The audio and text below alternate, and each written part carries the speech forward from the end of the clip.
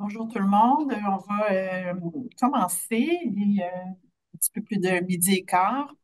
Bien bonjour, Magali Girard. Je suis la directrice générale du CIX, le Centre interuniversitaire québécois de statistiques sociales. Et il me fait plaisir aujourd'hui d'accueillir Brigitte Chavez de Statistique Canada dans le cadre de nos midi webinaires. Donc, c'est ça. Brigitte va venir nous présenter le premier rapport annuel de la santé de la population canadienne publié à l'automne par Statistique Canada. Brigitte est démographe de formation, travaille à StatCan depuis plus de 20 ans et a travaillé sur diverses thématiques comme les statistiques linguistiques, ethnoculturelles, l'immigration et la santé. Et puis, ben, comme d'habitude, hein, nos midi webinaires sont de midi et quart à 13 heures. On débute par une présentation d'une durée de 25-30 minutes, puis on se garde toujours du temps à la fin pour une période de questions-réponses. Et pour terminer à 13 heures, comme vous l'avez vu, la présentation est enregistrée et sera rendue disponible bientôt sur notre chaîne YouTube. Donc voilà, je vous invite si pendant la présentation, vous souhaitez noter vos questions, d'utiliser le chat de la fonction Zoom. Alors, je vais éteindre ma caméra et couper mon son, puis je vais laisser la place à Brigitte pour débuter sa présentation. Merci, merci Brigitte d'être ici aujourd'hui. Bonjour, merci, bonjour tout le monde. Merci de m'avoir invité à présenter ce rapport sur la population, de la santé de la population canadienne. Il s'agit d'un rapport qui a été rédigé et préparé par certains de mes collègues. Donc, ce n'est pas moi qui a travaillé sur ce rapport, mais je vais quand même être en mesure de vous présenter un bon résumé de ce rapport. Très bien. Donc, l'objectif de la présentation d'aujourd'hui est de fournir un aperçu du processus de création du rapport sur la santé des Canadiens et Canadiennes, de partager des informations sur les sources de données et les principales conclusions, ainsi que de donner des conseils sur comment accéder aux données de Statistique Canada. Donc, commençons par ce qui nous a mené à la création du rapport sur la santé des Canadiens. Donc, quand je dis nous, je veux dire Statistique Canada parce que, comme je l'ai souligné, je n'ai pas participé à la préparation de ce rapport. Donc, le rapport sur la santé des Canadiens trouve son origine dans un document de travail de Drummond et Hall de 2021. Dans ce rapport, Drummond et Hall appelaient Statistique Canada a joué un rôle central dans la consolidation des données fragmentées sur la santé au Canada. Les auteurs soulignaient le manque d'informations complètes sur la santé pour les gouvernements et les décideurs et ils plaidaient en faveur d'une approche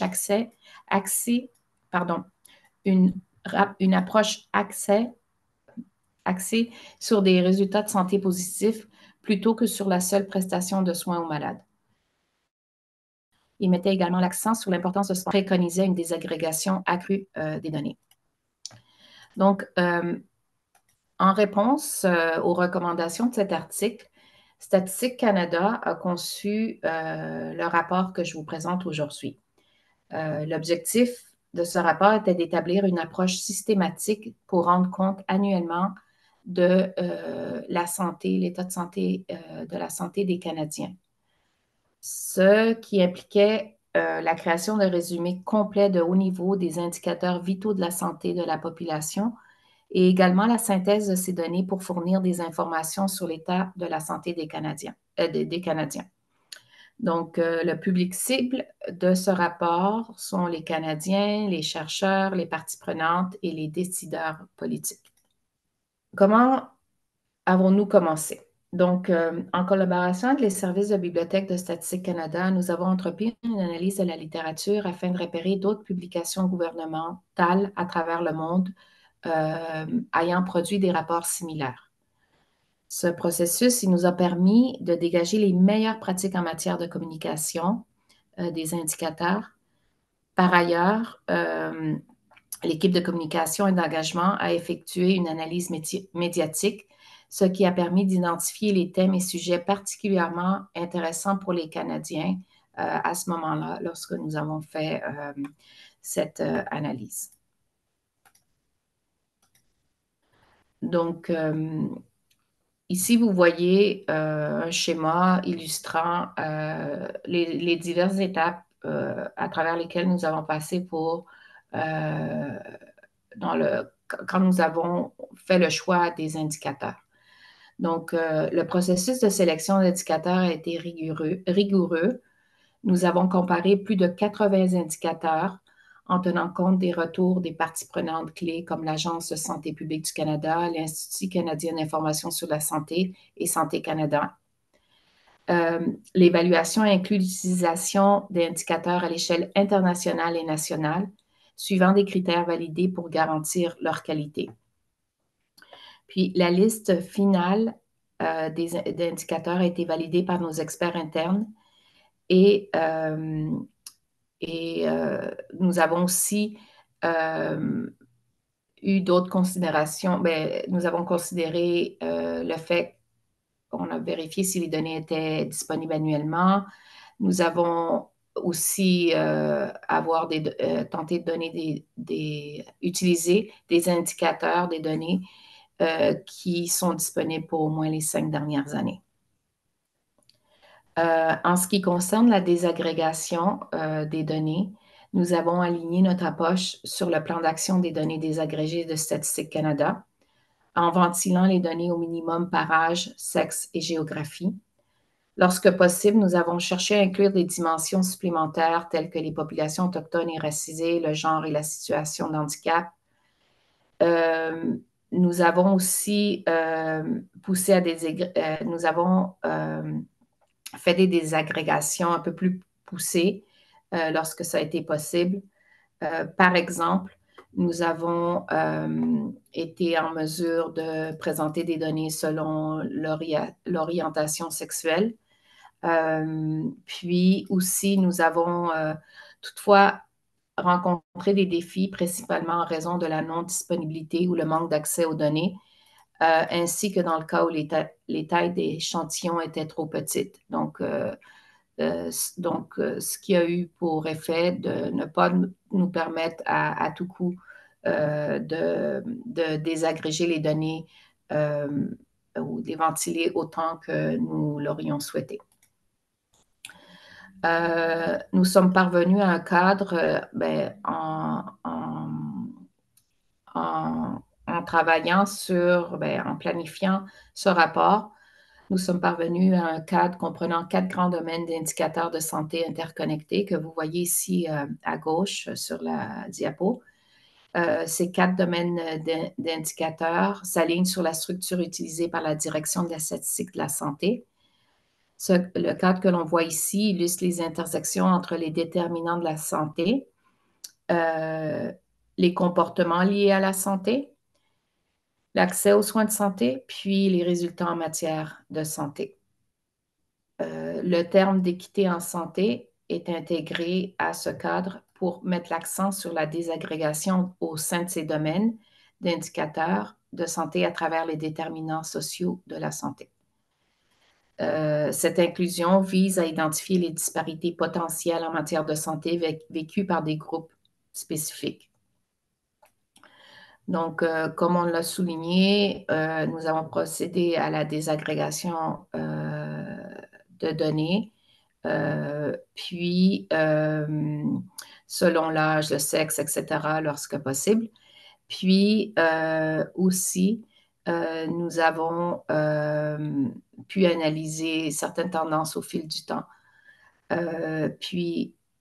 Donc, c'est ça, au niveau national, des provinces et des territoires. Donc, au sein de chacun des 4 domaines que je viens de mentionner, il existait plusieurs sous-domaines et indicateurs.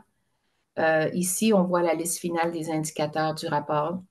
Puis, par exemple, dans les résultats de santé, nous avons examiné l'état de santé général et mental, la santé reproductive, les affections chroniques et la mortalité. Au total, nous avons, et ainsi de suite. Au total, nous avons intégré au rapport 67 indicateurs, ce que vous voyez ici, couvrant l'ensemble de la vie des individus. Bien que certains soient spécifiquement adaptés aux enfants ou aux adultes, la majorité couvre de manière exhaustive la vie de l'enfance à la vieillesse chaque fois que cela est possible. Donc, pour les données de ce rapport sont tirées des enquêtes que vous voyez ici. Mais la plupart des données proviennent de l'enquête sur la santé dans les collectivités canadiennes, qui est ici, c'est la première enquête que vous voyez ici en haut. Puis, les données dans le rapport couvrent principalement la période de 2015 à 2021. Donc, je viens de mentionner que la principale enquête qui a été utilisée dans ce rapport, c'est l'enquête sur la santé dans les collectivités canadiennes. Pour ceux d'entre vous qui ne sont pas familiers avec cette enquête, c'est une enquête transversale conçue pour fournir des estimations fiables au niveau national, provincial et régional de la santé chaque année. Elle recueille des informations sur la santé, les comportements liés à la santé et l'utilisation des soins de santé de la population non institutionnalisée âgée de 12 ans et plus. Mais là, j'ai dit que c'est pour la population de 12 ans et plus, mais depuis 2023, cette enquête couvre seulement les adultes de 18 ans et plus. Nous avons plusieurs ensembles de données qui sont liés à l'enquête sur la santé dans les collectivités canadiennes. Le contenu annuel et spécifique de cette enquête a été lié à divers ensembles. Bien, on a couplé divers ensembles de données à cette enquête, l'enquête sur la santé dans les collectivités canadiennes. Les données que nous avons couplées comprennent des données hospitalières, des données fiscales, du recensement et des données sur la mortalité. L'importance de ce projet de couplage de données que nous avons à Statistique Canada réside dans le fait qu'il permet aux chercheurs d'analyser des facteurs comportementaux, socio-économiques et environnementaux pour mieux comprendre l'utilisation des services hospitaliers, la mortalité et divers résultats de santé. Nous avons aussi utilisé l'enquête canadienne sur la santé des enfants et des jeunes. C'est une enquête qui couvre des sujets tels que l'activité physique, le temps passé à l'école et aux activités parascolaires et ainsi de suite.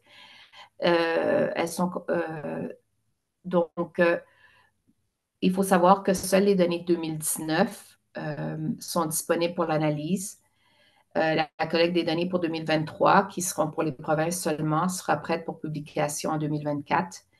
Puis, en 2019, ça couvrait les enfants âgés de 1 à 17 ans. Maintenant, en 2023, il va y avoir... désolée, il y a quelque chose ici, c'est pas traduit ici. Donc, ici, cross-sectional, ça veut dire des données transversales. Donc, pour 2023, nous aurons des données transversales pour les enfants âgés de 1 à 17 ans. Puis, pour les enfants, pour les personnes âgées de 5 à 22 ans, nous aurons des données longitudinales. Mais de 2024 à 2027, ça sera exclusivement des données pour les enfants âgés de 1 à 17 ans. Nous avons aussi utilisé la base canadienne de données de l'État civil, celle sur les naissances ainsi que celle sur les morti-naissances. Ce sont deux bases distinctes, évidemment, qu'on crée à chaque année. Les deux bases de données recueillent des caractéristiques sur la démographie des nourrissons, ainsi que des données spécifiques à la naissance ou à la morti-naissance. Ces bases recueillent également des caractéristiques limitées sur la mère de l'enfant, telles que l'âge et des informations sur la grossesse. Des ensembles de données comme ces bases permettent d'avoir une image nationale des taux de naissance et de morti-naissance, tout en permettant d'investiguer les facteurs associés à chacun. Également, nous avons aussi utilisé une base de données sur la mortalité que nous verrons à la prochaine diapo ici, donc une base de données sur les décès. Qui recueille annuellement et mensuellement des informations démographiques et médicales auprès de tous les registres et statistiques de l'État civil, des provinces et territoires, sur tous les décès au Canada. Donc, les données sont utilisées pour calculer, entre autres, des indicateurs de base tels que des taux de mortalité sur les résidents du Canada. Puis aussi, avec ça, on est en mesure de calculer des espérances de vie, puis des taux de décès spécifiques par cause. Donc, pour cette première édition de la santé des Canadiens, du rapport de la santé des Canadiens, nous avons publié un total de 4 produits. Vous les voyez sur cette diapo. Donc, c'est au mois de septembre 2023 qu'on a publié le rapport et le quotidien. Nous aurons des liens vers ces publications à la fin de cette présentation. Il y aura une diapositive avec le lien vers ces produits. Puis, donc, je disais qu'au mois de septembre 2023, on a publié un rapport le rapport et un quotidien. Puis, vers la fin de novembre, nous avons publié une infographie qui offre un aperçu des principales conclusions du rapport. Puis, de plus, nous avons diffusé l'article StatCan+, qui mettait l'accent sur les messages clés du rapport. Maintenant, je vais souligner brièvement quelques conclusions du rapport. Il est à noter que les résultats que je présente dans cette diapo, puis les 2 suivantes, les résultats nationaux que je présente n'incluent pas les territoires, mais évidemment, vous pouvez, dans le rapport sur la santé des Canadiens, vous pouvez trouver des données sur les territoires. Donc, juste des petites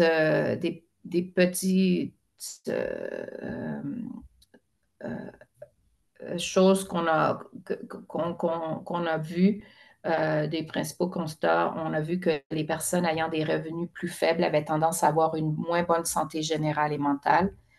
Ces personnes présentaient également des taux plus élevés de tabagisme et d'utilisation quotidienne ou presque quotidienne de cannabis, tandis que la consommation excessive d'alcool était plus répandue chez les personnes ayant des revenus plus élevés. Un autre point notable était qu'environ 85% des Canadiens avaient un fournisseur de soins de santé désigné et parmi eux, environ 58% ont mentionné attendre 3 jours au moins pour consulter leur fournisseur de soins de santé habituel pour des problèmes de santé mineurs.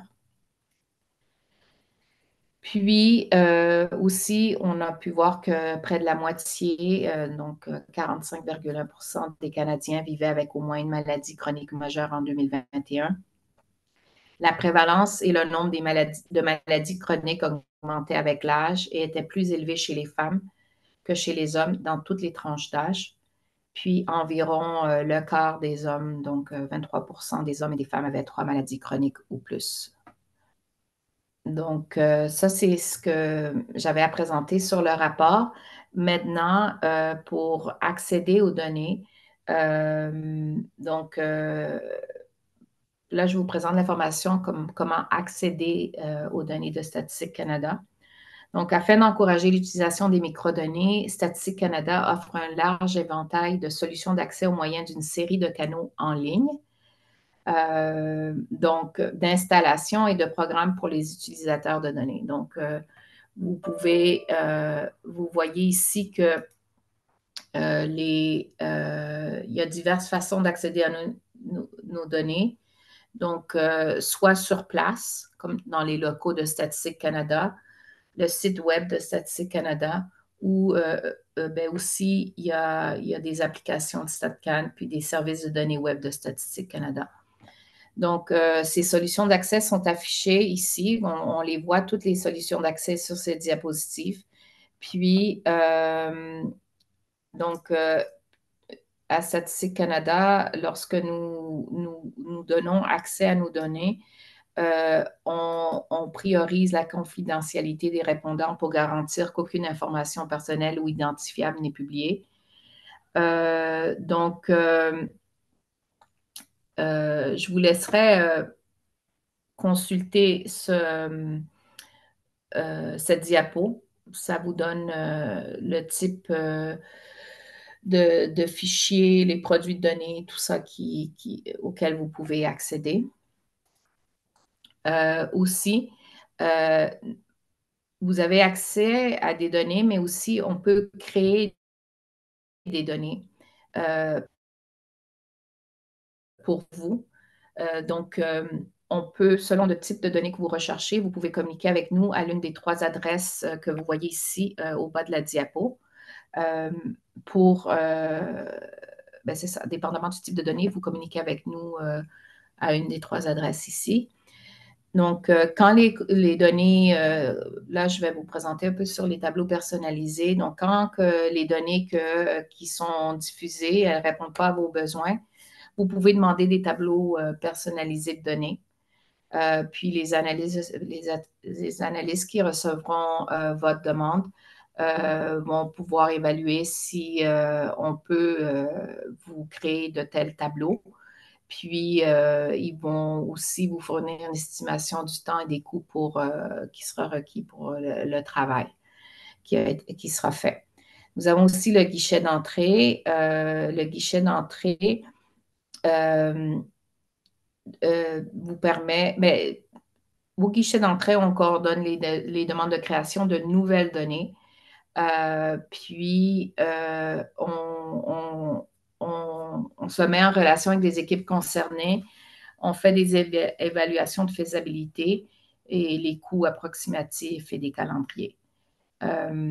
Donc, les options qui existent comprennent l'ajout de contenu à une collection existante, enquête autonome, suréchantillonnage, etc. Puis, si vous avez besoin de données spécifiques, nous pouvons aussi faire du couplage personnalisé de données. Donc, si vous avez besoin de ce type de données, vous pouvez communiquer ici à cette adresse courriel, avec nous par le biais de cette adresse courriel. Donc, accéder aux données. Ici, nous avons des liens. Pour des questions liées au centre de données de recherche et au processus de demande, vous pouvez communiquer avec l'analyste du CDR situé le plus près de chez vous. Vous pouvez, en suivant ce lien, vous pouvez regarder où se trouve le CDR qui est le plus près de chez vous. Vous pouvez regarder aussi le type de données disponibles dans les centres de données de recherche. Puis, nous avons aussi le service à la clientèle de la Direction de la santé de Statistique Canada. Donc, pour les demandes de tableaux personnalisés et les demandes de projets de recherche, vous pouvez les nous envoyer ici au service à la clientèle de la DSS de Statistique Canada.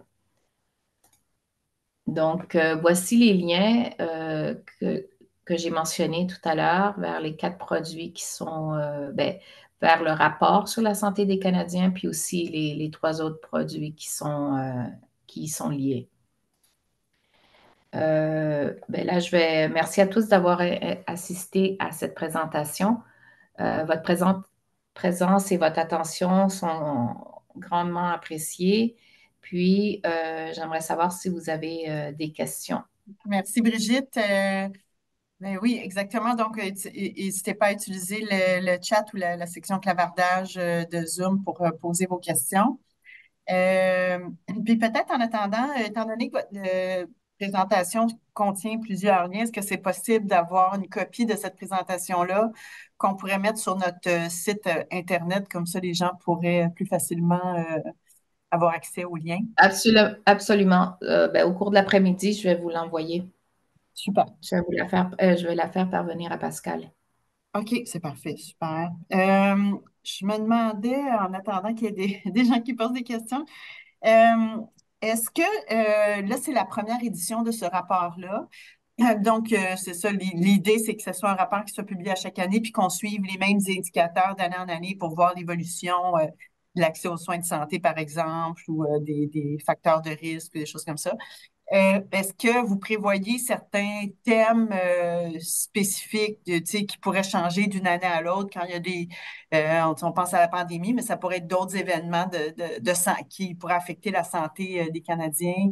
Est-ce que vous prévoyez déjà tu sais, à l'occasion certaines thématiques ou des nouveaux indicateurs, ben pas des indicateurs, mais des éléments qui pourraient être ponctuels, qui pourraient changer d'année en année? Oui, absolument. Donc, ça, c'est quelque chose que l'équipe qui prépare le rapport, elle travaille là-dessus. Donc, ils font des recherches pour voir qu'est-ce qui est d'actualité. OK. Mais le fond du rapport va être le même, mais avec certaines variations d'année en année. Puis, l'exemple de la COVID, c'est un très bon exemple. Ouais. Oui. Euh, Puis une autre question que j'avais, là, tu as mentionné là, toutes les différentes procédures d'accès selon le niveau de granularité ou de spécificité qu'on veut avoir accès. On peut passer directement sur des outils en ligne, des outils publics. Puis bon, nous, au SIX, on gère les centres, les CDR au Québec. Donc, c'est plus le niveau vraiment le plus fin possible pour accéder aux différentes banques de données que vous utilisez pour ce rapport-là. Vous avez développé certains indicateurs, puis je me demandais si un chercheur voulait utiliser un indicateur dans le cadre de ses projets de recherche. Est-ce que ces indicateurs-là sont rendus disponibles dans les ensembles de données que vous avez utilisés? Est-ce que ça a déjà été calculé, tu sais, comme une nouvelle Mais variable, par exemple, ou est-ce que c'est les gens pourraient au lieu de refaire eux-mêmes les mêmes calculs pour arriver aux mêmes indicateurs. Je ne sais pas si tu me suis. mais c'est que oui, oui, oui, absolument. Excusez-moi, je vais revenir à la présentation, mais c'est que j'essaie de la. Mais ça dépend vraiment, excusez-moi, ça dépend vraiment de l'indicateur. Je ne peux pas donner une réponse pour chacun des indicateurs, mais il y a certains indicateurs comme l'espérance de vie à la naissance, c'est quand même plus compliqué de calculer. Donc, Mhm, c'est sûr que l'espérance de vie à la naissance, nous avons des tableaux euh, selon le sexe, etc. pour ça. Mais c'est vraiment, ça va être des tableaux personnalisés qu'on va pouvoir, parce que si les données ne sont pas disponibles, ça veut vouloir dire, dans presque tous les cas, que ça va être des tableaux personnalisés. mhm, Donc, ça dépend vraiment de l'indicateur. Donc, il faudrait vraiment communiquer avec nous. mhm, À la fin de la présentation, vous avez vu, il y a une adresse courriel pour les tableaux personnalisés. Puis, on sera en mesure de vous répondre parce que c'est vraiment difficile de dire. Ça peut vraiment varier d'un indicateur à un autre. OK, Oui. parfait. Parfait, merci. Il y a une question dans le chat. Merci pour la Oui. présentation. Dans le rapport, y a-t-il un croisement entre la santé et le niveau d'éducation ou d'autres croisements hormis celui avec le revenu ou consommation d'alcool, cigarettes, etc.?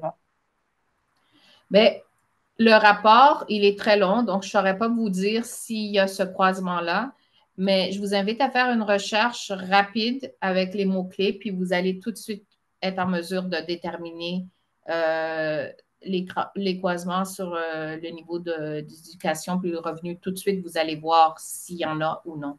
Mhm. Merci. peut-être, moi, ça fait le tour de mes questions. Si je ne vois pas d'autres questions, à moins que les gens, spontanément, vous avez une dernière question pour Brigitte. Mais sinon, je pense qu'on peut conclure cette présentation. Merci beaucoup, Brigitte, pour la présentation. On va attendre une copie du PowerPoint, puis qu'on va ajouter. Puis je vous rappelle aussi que cette présentation-là va être rendue bientôt disponible sur notre chaîne YouTube pour que on se guise de mémoire et de d'archivage et pour les gens qui n'auront pas eu le temps qui n'auraient pas eu le temps de participer aujourd'hui. Alors, mais merci beaucoup, Brigitte. Ça m'a fait un plaisir de t'avoir comme Mais présentatrice. ça m'a fait plaisir de présenter, puis merci de m'avoir invité.